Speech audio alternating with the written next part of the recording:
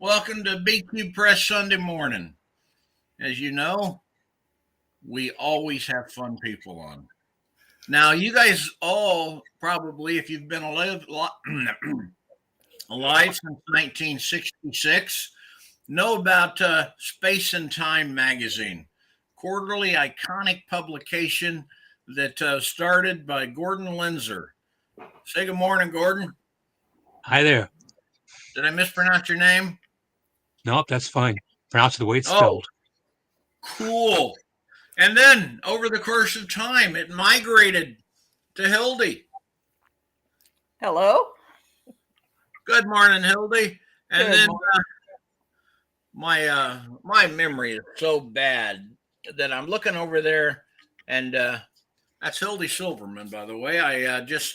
I don't have my glasses on, so I was like, and I just remember that we got now the current bearer of the flame, Angela. So, what's up, guys? You want to tell us how this whole mess got started, Gordon? I'm afraid so, yes. I was in We high all school. blame Gordon. Yeah, blame me.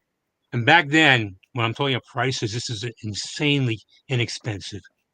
So there were a bunch of us who decided we are going to do a little comic book thing. There's this character called Edgar and his associates, Alan and Poe. They're little like blob characters.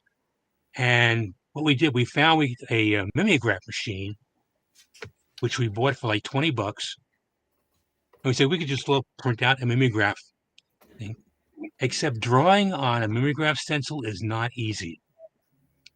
So while we're trying to work that out, I said, why don't I just I'll do some, we'll type up some stories because you can type more easily on a stencil.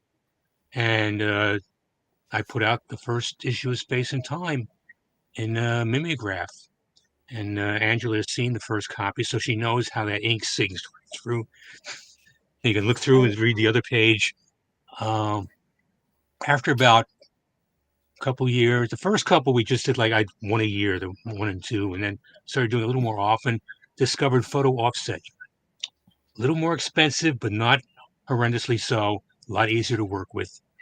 And so 3 was a mix. 4 was completely photo offset. By 5, I'd gotten into the digest size. I could fold it in half and staple aside and so on. And I kept that format for years afterwards. I also got a little crazy and started putting out put out 3 other magazines, just a few issues of each one. We did a couple issues of the Edgar comics, of course. I didn't want to be running reviews in my magazine, so I put out a issue of reviews called Now to Deal with You. It all lasted about 6 issues. And I also did, found this one buried so recently, 6 issues of this. This was the last, Okay. 4 issues. This was the last issue. Now, do yourself a favor here. Pop down to your settings and hit the mirror thing. I've done that already. That's okay. Okay, got it. That way people can read it. Okay. Well, I know it is very readable, but then this was a mix of stories and comics. So, Well, tell me, did you fall into the classification, then I take it, of fanzine at that point, or were... they're definitely fanzine. That's where I was thinking it was. And it was only later on, about issue 8 or 9, when I started getting like, where's this stuff? I don't know where the stories were coming from. Now I can't remember how people knew to send me stories. But, by about 8 or 9 issues, I was doing it more as a semi-prozine because I was buying more stories. And, that's pretty much it. I mean, the format's changed. Somebody else started, a name named Sam Post, invested a little bit back in the first time I was trying to give it up. And so that's when we changed the formatting to an actual magazine look. But then he dropped out. He wasn't that thrilled with what I was doing. I wasn't that comfortable with what he was doing. I said, you could take it over yourself. Nah, you just keep going. And it became what it is when I turned it over to Hilda. which is Okay. more or less what it Nice. looks like now. But yeah, Well, so cool. Um, I am betting that my internet has just collapsed on me. Uh-oh. it Um, will do that sometimes, but we can see It, you. We you see can see me, so if I wave my hands and everything, I'm good. you're Yeah. moving normal. Yes. Yeah. it, You it was guys. almost the collapse of space and time, but not quite. Oh. Well, if I go away, uh, you know, Angela, it's your magazine, so take over. Because Well, I mean, Hildy is really where I came from. Hildy birthed me in the whole scheme of what are we, masters of space and time? I like and that. I love the story of how she kind of took it over from Gordon, because that kind of set it up for the way we interacted and met and took it over. So, and at this point, I do have a giant room of back issues that about 2 years ago I treasured. These are all mine, like Gollum, with the back issues. And now I'm like, oh my God, I want my bedroom back. I think So. every publisher has a room in their house that they want back. I actually were rented gonna a take room. them to Stoker. Oh yeah, I've seen that room, Gordon. You could hide a know, couple of bodies in there. That's where And you he picked up has. those boxes. I think we should find out what Hildy's interim experience was, Mhm. taking it over and dealing with my staff. Well, your staff was great. I mean, that was the biggest blessing, was that they stuck around. Linda Addison for poetry, Gerard Horner as the the editor, and some of the first readers too, who stuck around. The associate editors were. I mean, I don't think I could have done it without them. I mean, truly not. You need help, and I'm sure Angela will also back me up that you need help with the magazine. You can't really do it as one person. There's a lot involved. So yeah, when they were willing to stick around after I took it over, I was just so grateful. And then I brought on, Diane Weinstein, who has been just amazing. We were talking earlier amongst ourselves about the covers, the great cover art. And we have interior art, which a lot of magazines had given up, but we still had interior art. Well, Diane is the person who had these tremendous contacts in the field amongst artists from her time with Weird Tales. She spent a long time with Weird Tales. She made all these connections, and she was kind enough to bring them along to Space and Time. So, the cover art has just been, I've been delighted, the interior work, and it was all from Diane. I give her full props. Yeah, I totally agree with that. When we were talking about cover art, that's what I was like. It's nothing to do with me. I know artists, but it's all Diane that comes up with all of that, and absolutely brilliant artists, and artists that will work within our budget. Which, as former, Space and Time doesn't pay well. You can be a master of space and time, but Wished we could have the whole time, but I mean, yeah. The expenses, and I know those have not gotten easier. Yeah. But Yeah, and then, I'm sorry, I was just gonna also no. shout out, Linda, who is a fabulous award-winning writer and poet in her own right. The fact that we got poetry from some of the best, and we've had Riesling nominees and Riesling winners, that was, that's the genius that she attracted and was incredibly appreciated. And then Gerard, who's a tremendous judge of talent, and a host of really great associate editors. I brought a lot of folks came over from what used to be the Garden State Horror Writers, who were first readers, and so filtered out, and what was sent up to us was already so well reviewed, and the best that came in. And then Gerard, I would say when it came to Gerard going through things, by the time something was passed to me, I was basically rubber stamping it. The man knew what should be published. So yeah, they all made the job for me much easier than it could have been. Yeah, that's actually why I kind of did the same exact thing as you. When I was considering doing this, I went to Linda first because I actually knew her and said, if theoretically I took over Space and Time, would you stay? And kind of depending on what her answer was, what was my answer going to be? Because like you say, you cannot do it alone. There's so much to this now. And then, she stayed, and I hoped that everybody else would just kind of, oh, okay, well, if Linda's staying, we'll stay too. And they all did, which was amazing. And and it was still a tremendous amount of work, which is why we wound up bringing on the editor-in-chief, Austin Gregg, and then Anthony Rhodes, who took over. I'm sorry, I want to make sure I've got his name correct. Anthony R. Rhodes. Yeah, okay, because for some reason that sounded off to me. But yeah, I think that's because he made the joke once about don't forget the R. It's like it rolls with roads or something. But anyway, so that distracted me. But it's early for me. But yeah, so he took over layout, which has been tremendous because that's an expensive thing to do. And to keep up the quality of the magazine with all the high graphics, and you either have to do it yourself or pay a lot. And I was doing it myself. I'm not a graphic artist, but I was figuring it out. But just having him take over has just been like, I've been kind of sitting here going, wait, what am I doing again? Like, I'm just rubber stamping stuff now. This is awesome. Yeah. Because they all do such an amazing job.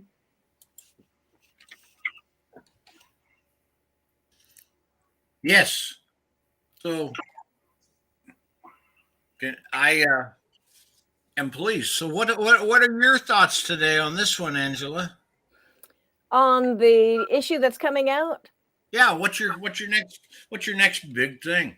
Oh, it's going to be 141. This issue has been just like my roadblock issue. We were cooking along with it last year. We went through 2020. We never missed an issue or anything. I'm super proud of that. Probably getting a big head about it. Like, haha, you other people that can't hold up during the pandemic. It's just a pandemic. And I was doing great. And then sometime in 2021, I just kind of mentally collapsed. I think just all the things piled on. And I had been panic saying yes, because we might all die. It's a pandemic. So pretty much anything anybody asked me through 2020, I was like, okay, sure, I'll do that. I'll do this. I'll do that. And then by 2021, I was like, wow, I hate my life. What happened? And so that's when it kind of was some reevaluation time. I talked to, like I said, Austin, who lives in the same town with me in Kansas City, and then Independence specifically, which is Kansas City. And I talked to Anthony, and I was just like, we have wonderful people, but like the part that I'm still doing, I'm just kind of crumbling underneath. And they both stepped in. So we just kind of took a break last year. That was our spring issue, number 141. And that spring issue is now coming out probably in about a week. Like, we're pretty much ready with it now. But it is far worse to hold off and let an issue kind of get all spread everywhere, because I've been trying to track down who did we have in here. It was almost done at that time, and now we have to do updated bios. So then all of that mess happened, but it's all been combed through. Just huge credit to those guys. Anthony has been amazing, keeping us all on track, because I think Austin and I both kind of were like, well, we have writer things to do as well. And then Anthony's like, hey, we got this thing that's coming up, the magazine issue that we're publishing. So we should do some things with it. And so we've gotten back in there. Once this issue is out, though, we can regroup, build the production schedule again. I had this great production schedule that I was so proud of because I was super anal retentive about it. And I'm surprised I didn't have a copy on my wall somewhere, like framed, because it was the holy 10 commandments of my life.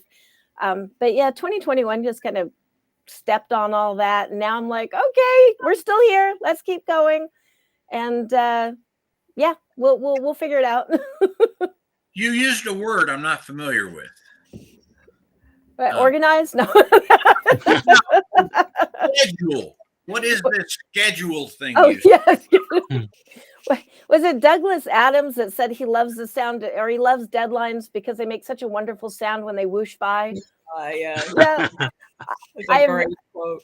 I have really, this year, this was my year of like realizing that, well, because I did miss a deadline. It was the first deadline I ever missed in my life, and I didn't die, and the world didn't collapse. Space and time didn't collapse. So I was like, okay. But then I think it almost went a little too much. Where I was like, I can miss all the deadlines. Woohoo, you know. And then I was like, okay, I have to come back and adult again, as much as a full-time writer can adult. Yeah, I find that I had a minor health issue where the couple of pulmonary embolisms tossed me into the hospital, and I tried to die in the middle of having 3 anthologies due. You can't do that. You owe the anthologies. I know, and I'm finally getting the last of them out, but boy, there are some torqued off writers out there still.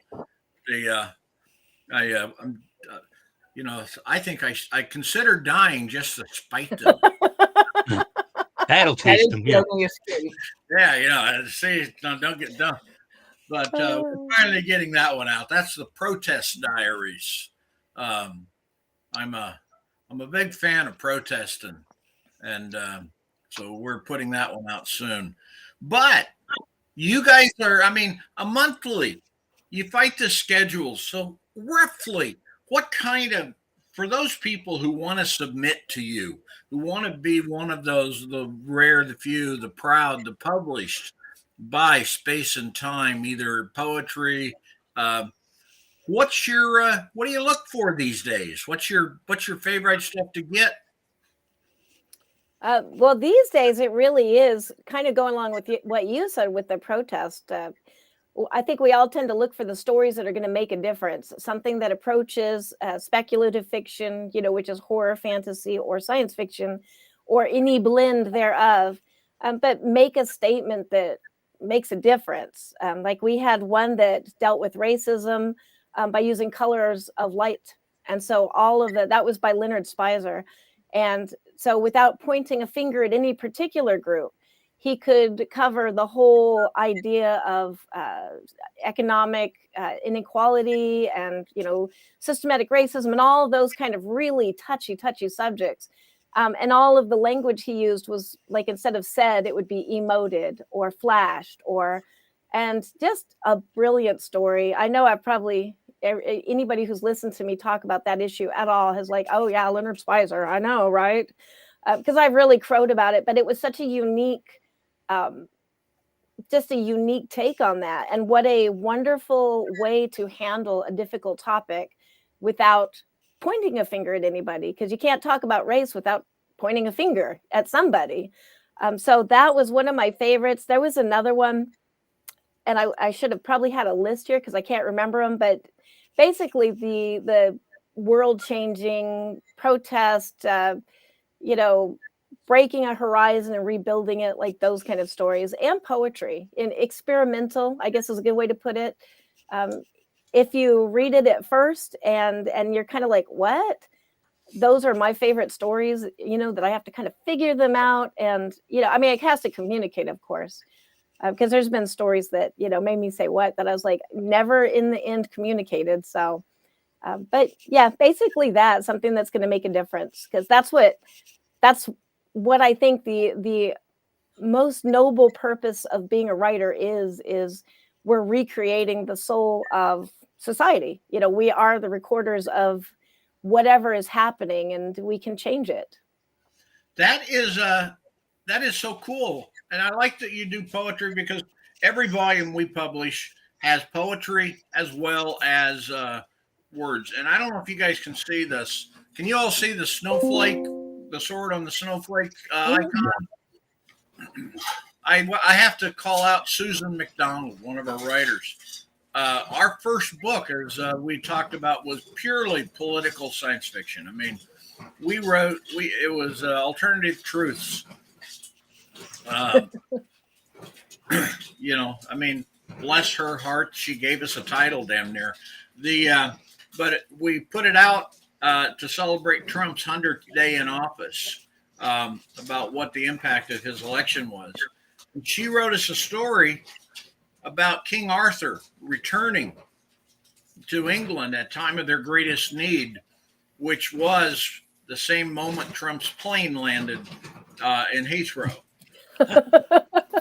So I made everybody their own little Facebook icon, and hers was the sword and the snowflake to celebrate the sword and the stone. And because we had a writer from Alaska send us a story, and then he went and checked the website and sent a note that says, "You guys ain't nothing but a bunch of snowflakes. I don't want my story in your, Now there was little danger of that, but the And the one we already rejected, yeah. we only half of. But we took that, and now a lot of our writers are walking around with that little patch on their forehead, on their berets, because they turned it upside down, and now they're the warrior snowflakes. And I love the fact that people in fiction, that you're still not afraid to do politics. Now, I have a question for Gordon. All right. Here was 1966. There was this high school kid started this magazine, and the summer of love is still 2 years away. Vietnam is the nightmare that we read about, and had Walter Cronkite telling us just how many, how many people died every week. How did politics and political protest and the times you were living in, how did you treat that in the first 5 years of your magazine? Because those were some of the most tumultuous times in America. No doubt they were, but I was kind of apart from that. I wasn't going into protest when I was 15 years old, so that came later in college. Were your stories reflective? No, I was going to say, one thing that both Hildy and Angela continued is that Space and Time was open to everything, all the genres. And my favorite stories, when I started getting contributions in, were things that didn't fit any particular genres. And a lot of the political stuff would do that as well. I mean, obviously, I was more towards the snowflake side, and very, very few of what has been published in Space and Time is, radical right, so to speak. But I can't say it didn't really influence. If it was a good story, it was a good story. Whether it was political or not, didn't matter. I agree. I had sad pup. I have published sad puppies. They didn't write a sad puppy story. That said, all you libtards can go. Should be shot. Wrote a good story, and that's why they were in there. So yeah, it's. I understand your point. I just didn't know if if the time influenced the content. What about during your era, Hildy? So pretty much the same as what Gordon said. We were looking for authors with one of the things that occurred during my era. I wanted to open up Space and Time as an opportunity for more people from more more diverse backgrounds. I wanted to let people know that we were out there, because I've been involved in the genre for a while, and especially conventions and such. And what I kept hearing was that people didn't know about the magazine. There were a lot more magazines at that time. They didn't know it was there. They didn't know about the opportunity. Some people didn't know about any magazines or where to publish their work. So we and Linda was extremely helpful with this, and other people who worked for me. We opened ourselves up to invite people who weren't getting a chance to put their works out, people in other countries, people who were in areas that may not have had access to magazines, especially genre fiction, and people from very diverse backgrounds. and we were able to get stories in. We published people from Nigeria, we published people from, you know, all around the world, and we were able to get more stories from different backgrounds, which selfishly, I don't want to sound like this is true altruism or anything. I do not make that claim, but because different voices and people with different experiences have new stories, things we have not seen over and over and over and over again, you know, from different mythologies and different religious backgrounds and different everything. And it was wonderful to get stories like, wow, I have not read this before, not just in Space and Time, but anywhere. This is a very different take on the world. So selfishly, it was just I felt a huge untapped source of wonderful material. So I guess there's a political aspect to that, in that I'm a big proponent of, you know, own voice and giving people a chance to tell their stories who don't always get a chance to. But there's a very selfish component of, and that makes this magazine more interesting and more compelling and stand out from the rest. That's a very good thing, because I believe that those are the stories that are going to endure, oftentimes, because you can read a lot of the bug-eyed monster stories that, you know, hey, just look, another one. But it's the ones that make you think. Yeah. And, And so, they kind of go beyond politics, because politics change. You know, whoever's taking us all off today will be gone tomorrow. Yay. But yeah, could be gone further, but, you know, we're still working on that. But the ideas, those political ideas, like, you know, 1984 isn't about a particular party, but it's just about that idea in general that we have to watch out for. And I think that's one wonderful thing about these stories that don't really fit in a spot, is they just keep talking about that message, but they talk about it to this generation, the next generation, like whenever they were published, you know. And I think that's really awesome of them. I will point out one thing. 1984 did not target a single political party, but there is one that have picked it up and found it to be an incredible instruction manual. Yeah, unfortunately, your stories can be used. I mean, once you've released it, it is, you know, in the public eye to do whatever they're going to do with it. I prefer to think of 1984 as the year that I started doing some book publications as well. Oh, it is one of my early anthologies. Okay, let's see. Hold it up. Get it in front of the camera. There we go. Other way. There you go. Cool. That's kind of cool. What are the flying things? Demons, your usual demons. Oh, nice. I always appreciate a good flying demon. You know, as I got more sophisticated, I started doing better covers. You know, you're always with the cool people when they say the usual flying demons. Oh, those. Yeah. Yeah, I had those with as brains house guests last exposed, week. because that's how you do it. I tell you, it's covers are fun. So tell us, what is technology is wonderful, you know, in terms of publishing. Small presses have exploded onto the scene, much like magazines had once kind of exploded because they could. But while the magazines have fallen away, you're one of the survivors. And in the comments that came to me before this started was an appreciation of the way you all manage art. So what's unique about the way you all managed art that makes people say that to me?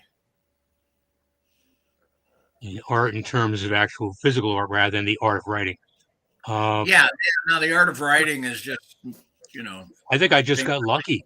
You know, people within fandom heard about Space and Time. Said it was a good place to show off some of my artwork. They sent it to me. It was really cool. And by that time, I was able to, you know, forget the mimeographs.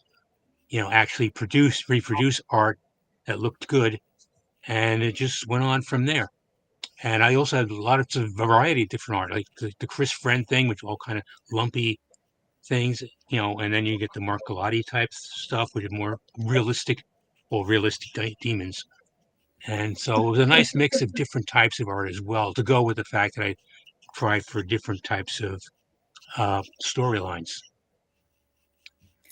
Gordon, you should mention one of your famous artists who was famous for something else, because I love that story. One of your did a few of the interiors. Oh, yeah. Under his original name, your friend Gene. Oh, yeah.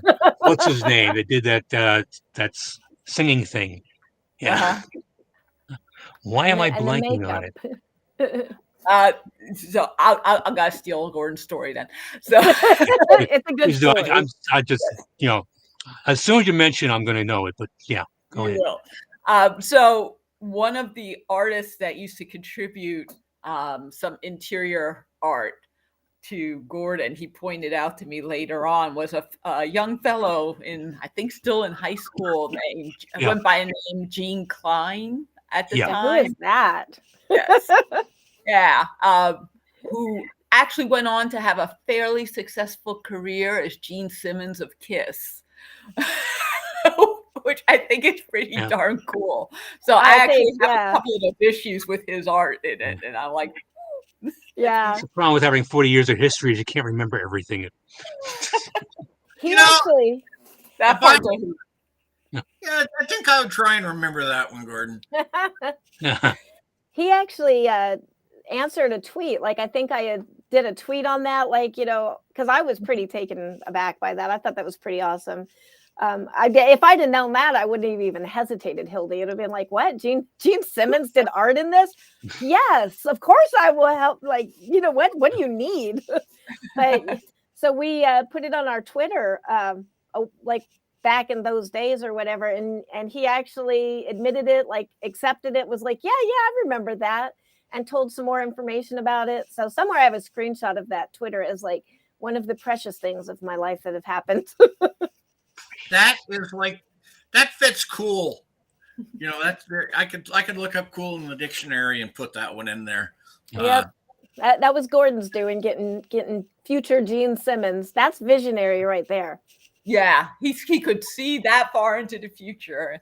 Yes. This guy's gonna make a great musician. Yeah. Iconic. Was it a lot of black and white face paint demons? No. It was black and white, but yeah. You inspired him. Your flying demons inspired Gene Simmons. You are responsible for Kiss. I'm not sure that's a good thing or not, but yeah. So, but yeah, I knew what Hildy was talking about, but the name was just blanking on me. I'm sorry, and she told it better than indeed I did anyway. So that does happen. So, and this one kind of directed at Hildy and Gene, Gordon, because we all know, Angela, that if you're editing, you've got no time left to write your own stuff. Sitting over there, calling your name in quieter and quieter, more plaintive voices, hoping, and you're just like, no, just let me finish this. So now that you guys are free from editing, eating your brain, what are y'all writing? Yeah, what does freedom taste like? Nothing left to lose.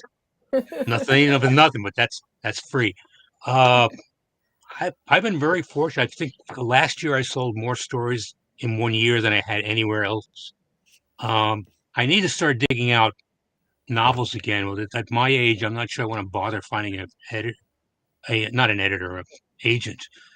I have enough small press people who say, hey, you want to put out this collection of James Blood stories, or here's a novel I never finished like 40 years ago. Maybe you'd be interested in that. One of my more recent publications is actually the final version is still coming out, but the had a launch for this at Heliosphere a couple of weeks ago, which was fun. Cool. Raise it up so we can see that. Hold it up some more. Let me do. See that art? Oh, it's a hand picking up person. Yeah. and There eating. you go. There we go. There you go. That's So, good. somebody's a little hungry there. One of the advantages of having like 40 or 50 years of stories behind you is that I've also sold a lot of reprints, which is nice. So, and most recently, I've sold a story to a collection of Medusa stories to a magazine that was going to put out a Medusa magazine. And they got so many good stories that, we'll just put out a book. Oh, wow. So that was cool. And I might have something coming with B Cubed. I'm not sure yet. Well, you had one last year, I think. Yeah. I think it was Alternative Darkness. Yeah, that was a reprint, but I think the one you're looking at now is a original.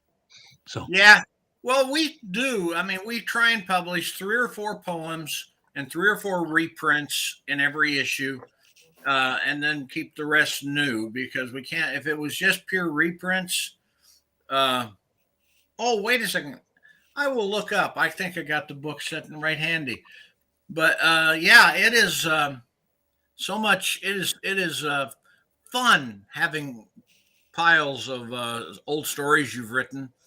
What's the most you've ever sold one story? I got 5 sales out of 1. I haven't really been counting of that. I would say, well, there's one I sold at least 3 times, but I haven't been keeping track in that sense. So, well, you see, I don't have your career. I just thought it was fun. it is fun. They still like it. Coming across a call for somebody, hey, I published a story like that back in 1996. Let me send that, see if they're interested. So, how do you take call? Oh, now what about you, Hildy? What's your current writing joys?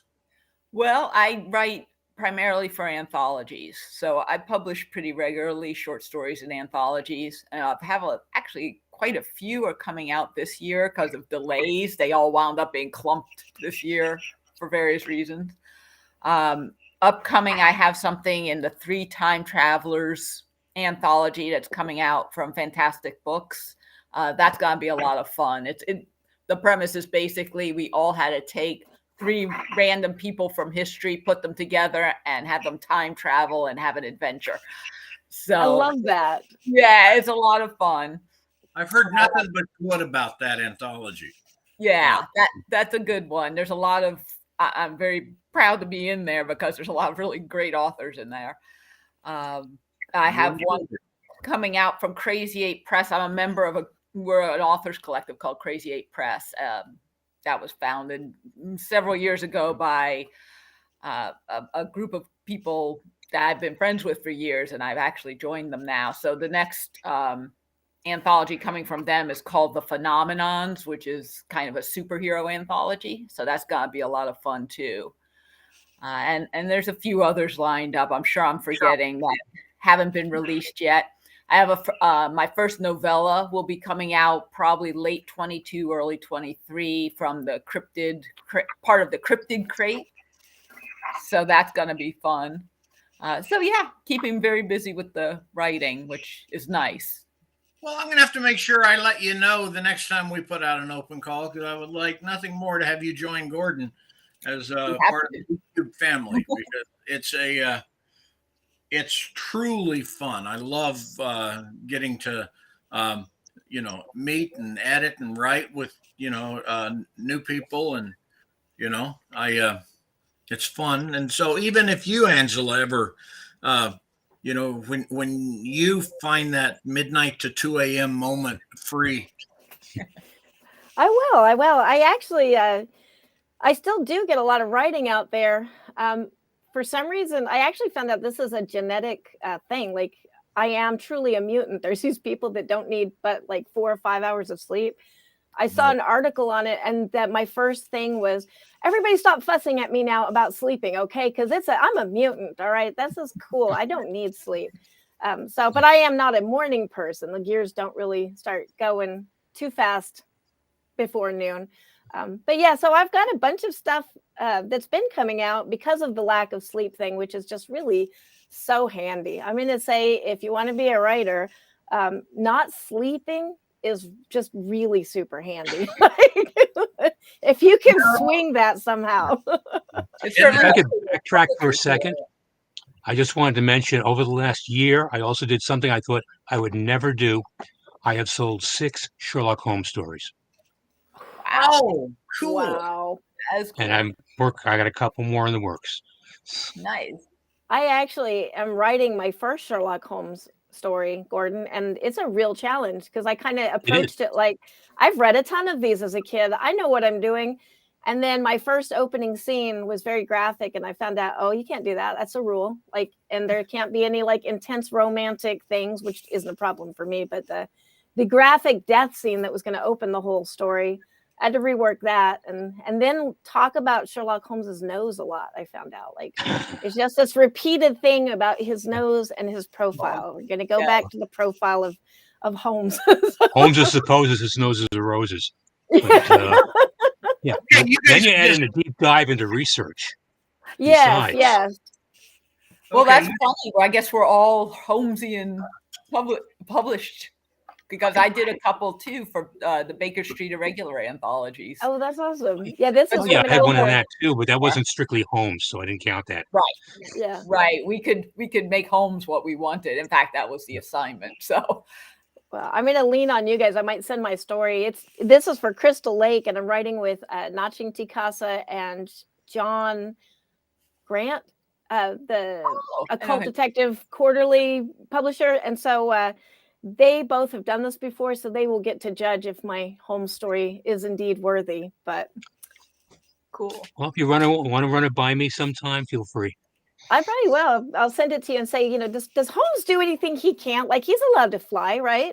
Yeah. With the flying demons, if the flying demons help him, he can do that. See, that was Yeah, flying demons, but if actual airplanes, it's not going to work.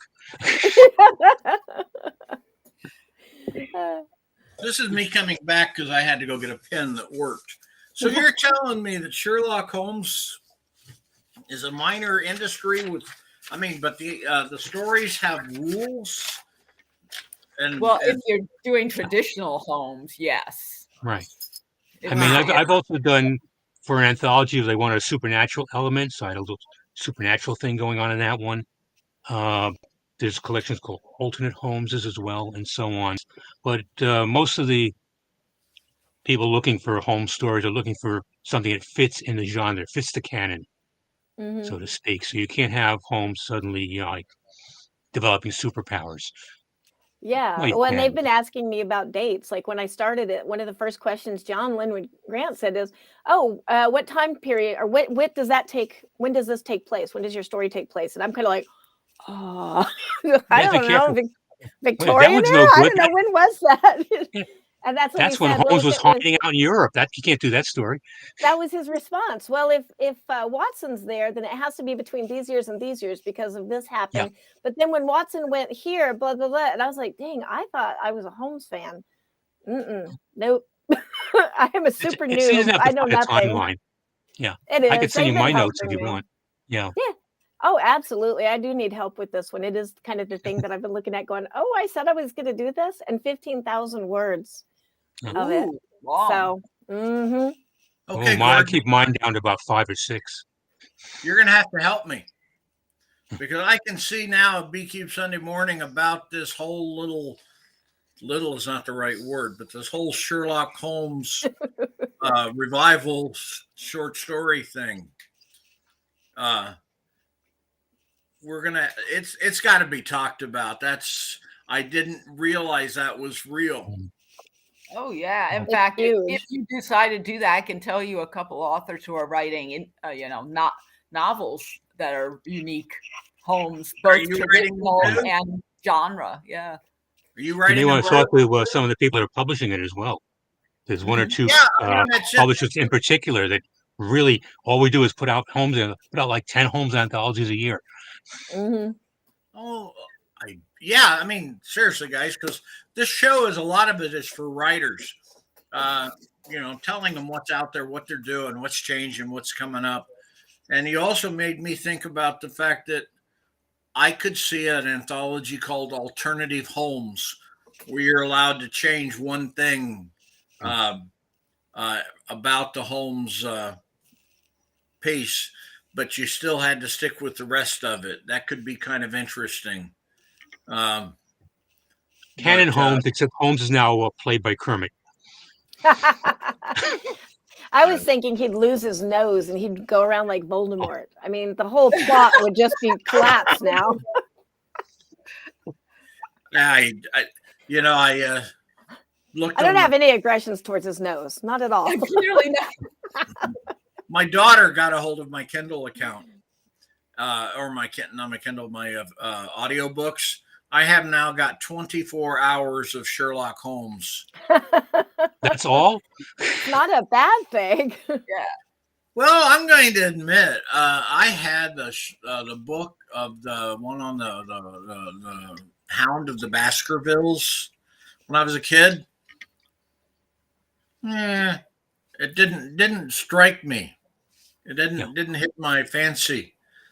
So I might not be the best editor for that one, but it's just the enthusiasm that you guys brought up with it.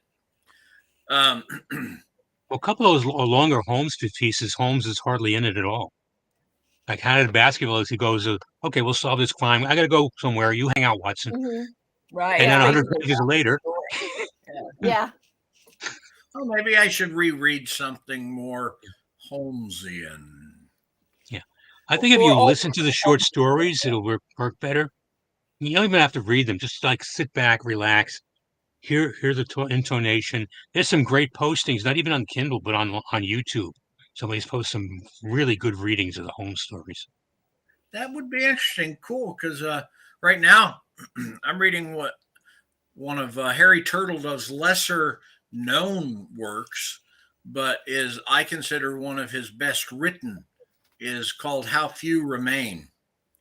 You get a chance to listen to him setting Abraham Lincoln and Teddy Roosevelt having a conversation. It's fantastic. I love Harry Turtledove's work, so I'm a fan. I got to publish one of his stories, bringing it back to space and time. Yeah, Harry sent us something, and it was new, and it was great. And it goes back to what Gordon was saying earlier, publishing things that couldn't find a home elsewhere because they didn't fit into the nice little clean, this is science fiction, and this is fantasy, and this is horror, and this is whatever. Yeah. But was its own amalgam, its own thing. And so some pretty big named authors would submit work to us because they simply couldn't find a home elsewhere because the rules were too rigid.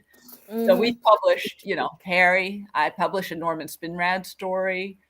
Gordon launched the careers of several greats he can list off. Charles DeLint, Charles Saunders, yeah. Yeah, I'm sad that Charles DeLint's not going to be at the Worldcon now. Oh, he's not. He had to drop out. Family matters, but it is just so sad. Yeah, my first story I ever published was in a book where Harry Turtledove was the primary lead in the anthologies. He read my story and sent me a review that to this day I will always love. Nice story. That's I'll take that, That works. I would treasure that. He may have sent that to everybody because he's a reasonably nice guy. Doesn't matter. It meant that to you, and it was encouraging to you. Yeah. So, what's the future for Space and Time magazine? To get back on track first, to get ourselves reorganized and back in the swing of things, which is, thanks, like I said, to Austin and Anthony, is going really well. I actually feel a little bit guilty because I've kind of been fluffing around doing other things like this interview. Austin was actually just texting me something like, space and time oriented, like, where I really need to focus on this. And I was like, oh, well, I'm actually in an interview with Hildy and Gordon right now. So, handle that. And he's doing a great job. And, I love it because I might actually, get to do some of these other things. One of the changes that I made was taking it to print on demand because of Amazon. And that was due to everything happening in the pandemic. Shipping almost killed us. It was the first issue because we were mailing them out, and we mailed them out globally. And if it went to Germany and it cost like $20, we just ate that. The whole subscription, I think, was $20. But the idea is that we're obviously not doing this to be rich. And the important thing was to get this work out there. But then 2020 happened, and I was actually mailing, I think, the day that we shut down. And I had 300 or 400 issues, and I'd always call the post office because we didn't quite qualify for a mass mailing yet with our subscription. So I physically had to package them and mail them.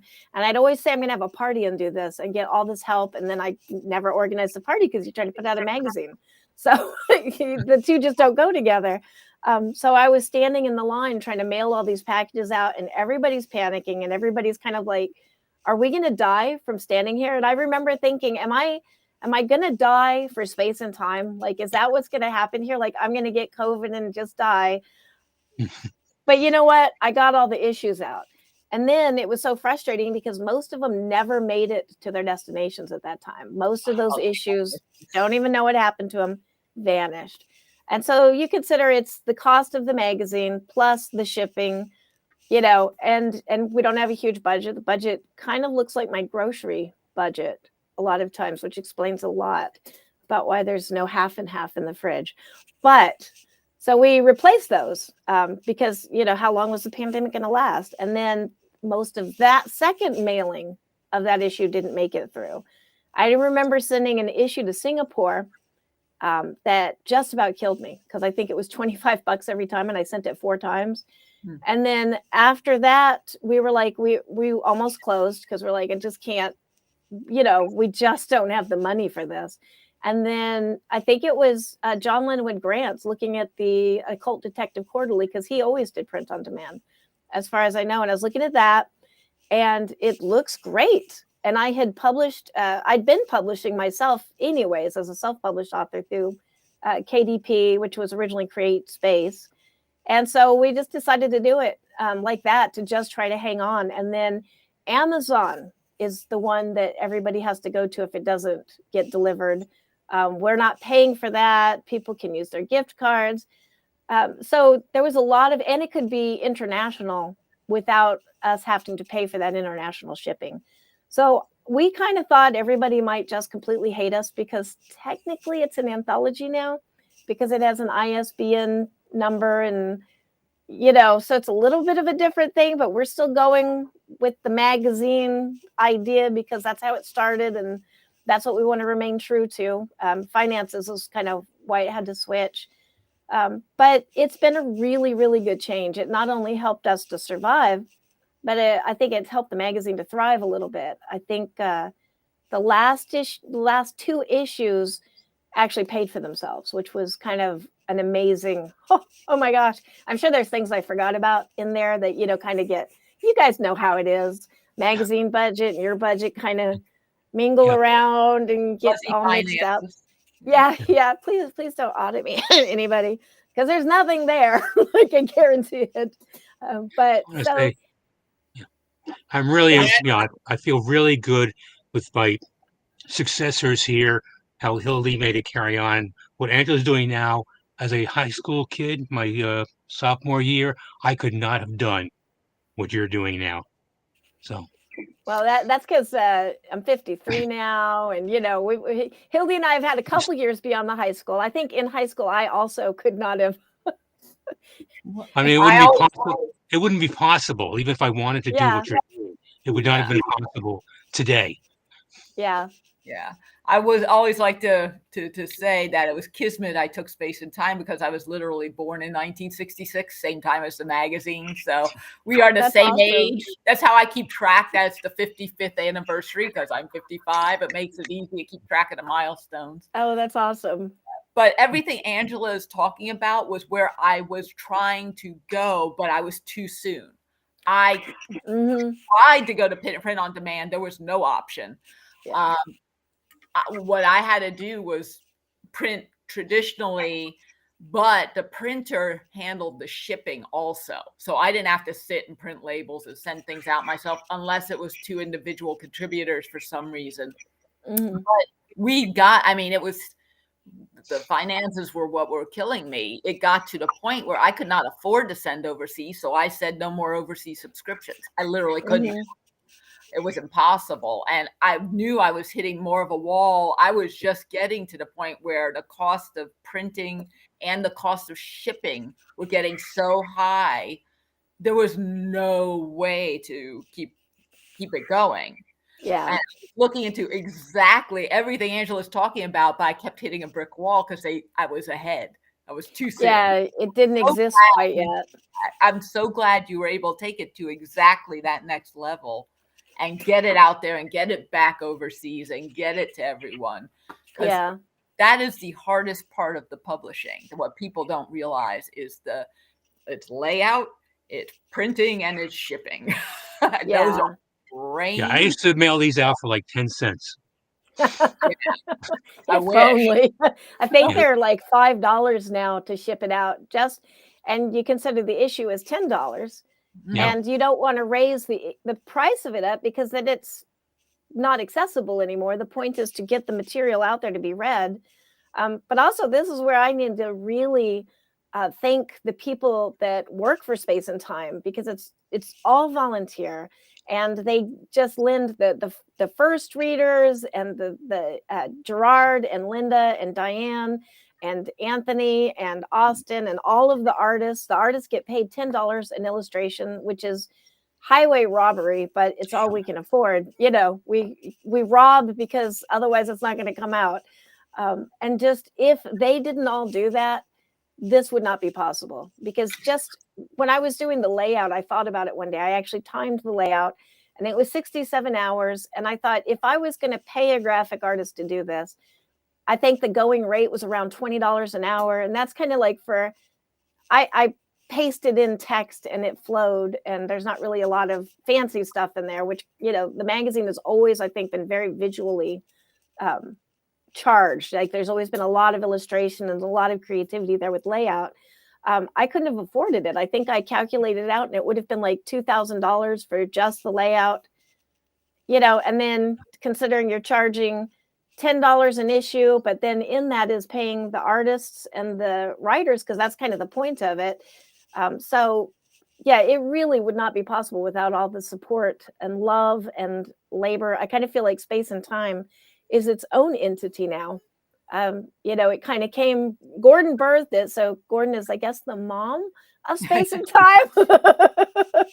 I'll take that. Progenitor, let's say. Yeah, maybe it was one of those take a rib and now, you know, or something that, you know, or from the foam, the Zeus story, I think he sneezes or something and Aphrodite is born, or yeah. Born on his head or something. Yeah, something like, so maybe that's where Space and Time came from, but now it's kind of standing on its own. And I know I'm not going to be the last publisher of it. I know that this will pass on to some other worthy person that is just, well, that's, you know, me insinuating that I'm worthy, which, you know, hanging in there. We'll say hanging in there. Definitely worthy. Worthy. But that person is waiting. Well, I'll be satisfied it keeps going until I die, because after I die, I won't know. We're not gonna keep tabs. Yeah. Check your email, Gordon. My email?glinsner@hotmail. I don't know. Hmm? I don't know. I think he said check your email. Not Check my email. Now everyone Oh. knows. So That's all right. Here comes all the spam emails. That's what the junk mail folder is for. Okay, let's see. Anyway, guys, you have all been a hoot, and I think that Space and Time magazine has started in love, carried forward with love, and is really right now in good hands. And I would suggest you might get some vitamin E lotion, Angela, so that all of those volunteers that you've got chained to the they can put some on their wrist to keep the red the chafe marks down. Well, we do offer snacks. We have a snack program, so that's the Oh. benefits. Is I mean, they have to pay for them themselves, but we do allow snacking. So That's kind of yeah, More money. I tell I you, did see the email, Bob. Thank you very much. My first sale of the month.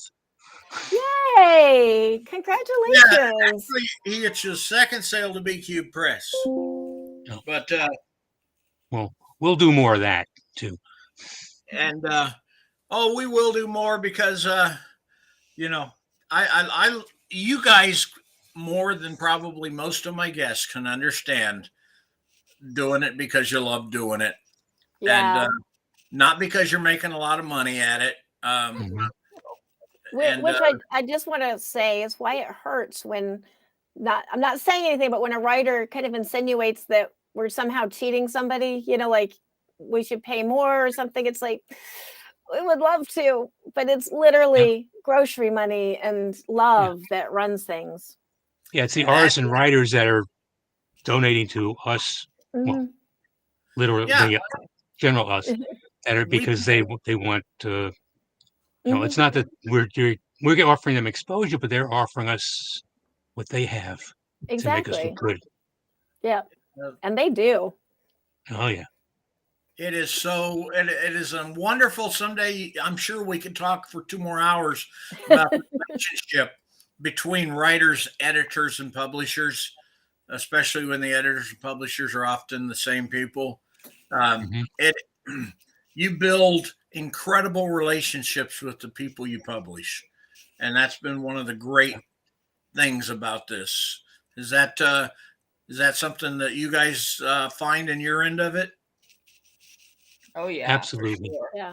Yeah, and Yeah. it's really great when you work with new writers and can get their careers launched, or help relaunch people who haven't put something out for a while, or find a new avenue. I mean, there's nothing better. It's that's the joy of it. That's, I think, what keeps us going despite the financial challenges and all the other challenges. Mhm. Certainly when I was running it, and I'm sure my fellows here would agree that it's amazing. It's an amazing feeling. And especially if you're a writer yourself, you know what that acceptance means. Yeah. Getting that congratulations, you're going to appear in print. And actually, and because Space and Time is one of the few magazines still actually with print of any sort. Mhm. Nothing against, there's fabulous offerings that are wholly online and there is no print component. But there's something about holding that in your hand and pointing to it to your friends and family and saying, there's my name. I wrote Yeah. this. Here it is. This is ink.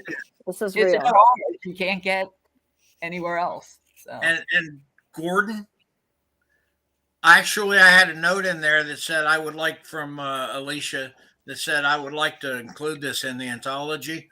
You probably should have got this a month ago, 2 weeks ago, but Well, I got the it's note about my errors, which I but fixed. congratulations, and we're glad to have you. And I I'm look glad forward to be having had. and, Like all good writers say. you guys get a project together that you need to promote. You want to give me a call. If we got room, we're going to do it. Absolutely. that's a deal. And Well, thank you for setting this up so quickly. Yeah. Thank you. Yes. Thank you. Having us on. I keep a nice Excel spreadsheet. That's why I laughed about your structure thing. Oh yeah. I run the B Cube Sunday morning off an Excel spreadsheet, and I found out that I lost my tech support. She escaped her bonds Oh, for doing the Sunday morning. you have to keep it Run away, tight. run The away. chain's locked tight. They sneak out. You're And, very sneaky sometimes. So in the course of doing that, I lost track of the schedule. While we were on, I got an email from a current best-selling author that said, "Why am I not on today? I was scheduled to be on today." Oh, we're sorry. We Sorry, didn't know. sorry, best-selling. Don't be sorry. Don't be sorry. She and I are. She's a wonderful human being, and she understood because we had the same situation happen once before. Only it was inversely. I'm like, Where are you? Yes, that organization. Organization, schedule. People who, there's all this glory associated with being a publisher. You go to the conventions and it's kind of fun. Sure. And then you go home and spend 67 hours doing layout. Yeah. You read 2,000. What do you guys read a quarter? In a quarter, how many words do you estimate that you read getting to where you're at? You mean in terms Infinity? Getting to where you've got, these are the final stories. We're buying them. We're accepting. We're moving forward. well, initially in high school, it wasn't that big a deal. Like first 3 issues were just kids I knew in the same classes. But as I started coming in during the heyday, I'd say maybe somewhere between 5 and 10% were accepted. Yeah, it's fun. We the biggest blunk we had was we had roughly 1,000 submissions came in, and you want to read them all and be able to send them back nice notes that says, if you would have just spelled hello right, we might have bought it. Shun formatting. It's the British version. Oh, well, thank you, writer, for putting your own special brand of art right in the middle of your PDF file you've sent me. Uh-oh. You've all seen that one, huh? We used to get a couple hundred per open submission, roughly like 200-300 submissions. It was a lot more than one would have expected, but I assume it's roughly the same thing. Yeah. Always more. I think it's about 500 right now, but between poetry and fiction. Oh yeah, with poetry, yeah. Yeah, thank goodness for Gerard, though, it would not be possible because I get the final 20, and that's that's 100,000 words right there to read in a week. Yeah. It's fun. And then that's tough because they're all of high quality. You have to really narrow it down. Right. That's why we always wind up, I'll be really strict. This is me at the beginning of an open submissions. I am sticking to the budget this time. There is no way, because there's a million great stories. I am not, this is how much I have to spend. And then you come to the end and you're like, oh my God, there's these 11 absolutely fantastic stories. And all of these are world changing and all of them. And this is where my wardrobe is. If anybody ever wonders why I wear the same thing every day, it's clean, but it's different. Yeah, but the important thing is the magazine and the writing and these things that, for any writer, when you get that published, like Hildy was talking about, that can make your year, that can make your month. I'm still glowing about my first professional sale, so that's worth it. Who needs clothes? Half and half, yes, but well, guys, overrated. We can keep going, but thank you. I find you all to be an incredible pleasure to have on board. So same with you.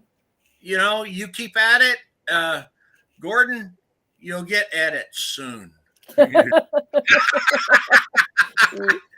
put on my armor now. Angela, I look forward. Thanks for having us. Thanks for having us. Too. Thank you so Thanks much. everybody for tuning in. Yes, thanks for everyone who joined us. Appreciate it.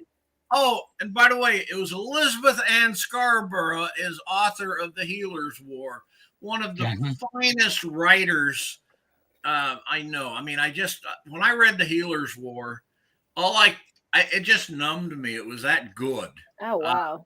And took so many different deep breaths getting through it. If I could figure out a way to get her and Joe Haldeman on this show together, because those two of the greatest stories ever came out, or books that ever came out of the Vietnam War, is Joe Haldeman's Forever War, Forever Peace, and Elizabeth Ann Scarborough's The Healer's War.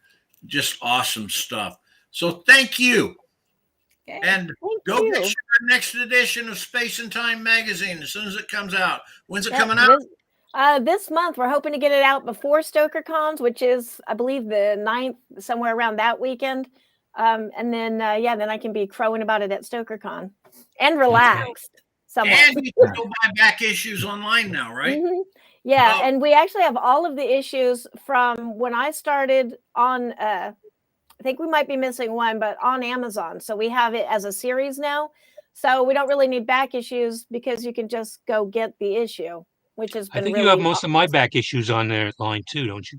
I do. And we've digitized everything. So one of the future things that we want to do is offer every issue, including Space and Time #1, as a digital issue so that anybody can have it and see it. And it is pretty amazing. See where young Gordon Linsner started Space and Time. Who's this young punk? That's awesome. When you guys get that kicked off and you get ready to promote it, you call me. Now, everybody wave goodbye because bye all. we're 11 minutes over.